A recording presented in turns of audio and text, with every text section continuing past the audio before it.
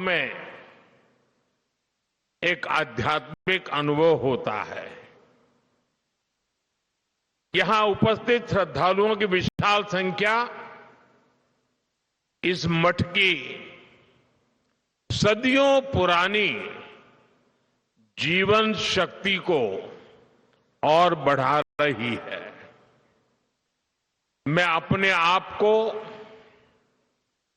सौभाग्यशाली मानता हूं कि आज इस समारोह में आपके बीच उपस्थित हूं। यहां आने से पहले मुझे राम मंदिर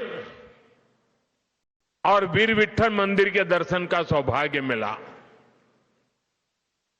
उस शांति, उस वातावरण ने इस समारोह की आध्यात्मिकता को और गहरा कर दिया। साथियों, श्री संस्थान गोकर्ण परतगाड़ी जीवोत्तम मठ अपनी स्थापना की 550वीं वर्षगांठ मना रहा है। ये बहुत ऐतिहासिक अवसर है। बीते 550 वर्षों में इस संस्था ने समय के कितने ही चक्रवात झेले हैं। युग बदला, दौर बदला, देश और समाज में कई परिवर्तन हुए, लेकिन बदलते युगों और चुनौतियों के बीच भी इस मठ ने अपनी दिशा नहीं खोई।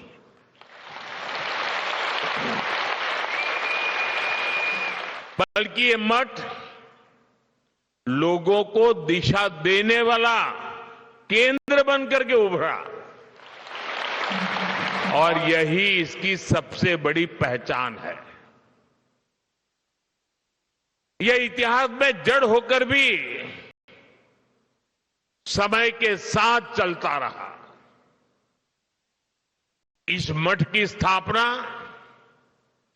जिस भावना से हुई थी, वो भावना आज भी उतनी ही जीवंत दिखाई देती है।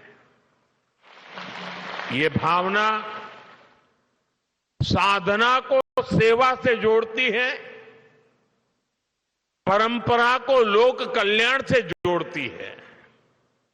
ये मठ पीढ़ी दर पीढ़ी समाज को ये समझ देता रहा कि अध्यात्म का मूल उद्देश्य जीवन को स्थिरता, संतुलन और मूल्य प्रदान करना है। मठ की 550 वर्षों की यात्रा उस शक्ति का प्रमाण है जो समाज को कठिन समय में भी संभाल करके रखती है। मैं यहां के मठाधिपति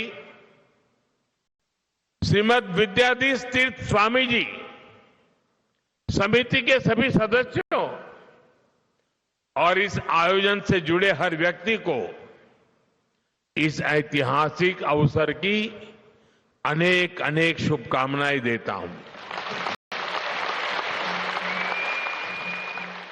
साथियों, जब कोई संस्था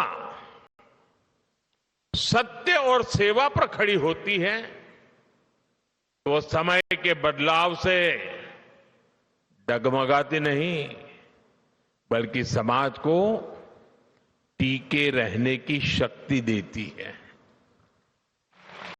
आज इसी परंपरा को आगे बढ़ाते हुए ये मठ एक नया अध्याय लिख रहा है।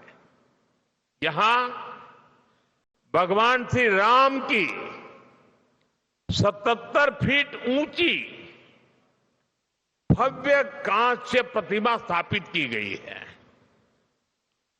3 दिन पहले ही मुझे अयोध्या के भव्य श्री राम मंदिर के शिखर पर धर्म ध्वज आरोहण का सौभाग्य मिला है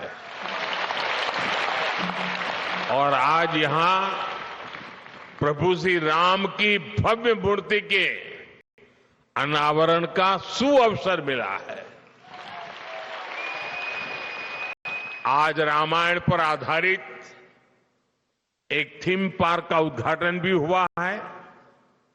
साथियों, आज इस मठ के साथ जो नए आयाम जुड़े हैं वो आने वाली पीढ़ियों के लिए ज्ञान, प्रेरणा और साधना के स्थायी केंद्र बनने जा रहे हैं। यहां विकसित हो रहा संग्रहालय और आधुनिक तकनीक से सुसज्जित 3D थिएटर, इन सब के द्वारा ये मठ अपनी परंपरा को संरक्षित कर रहा है।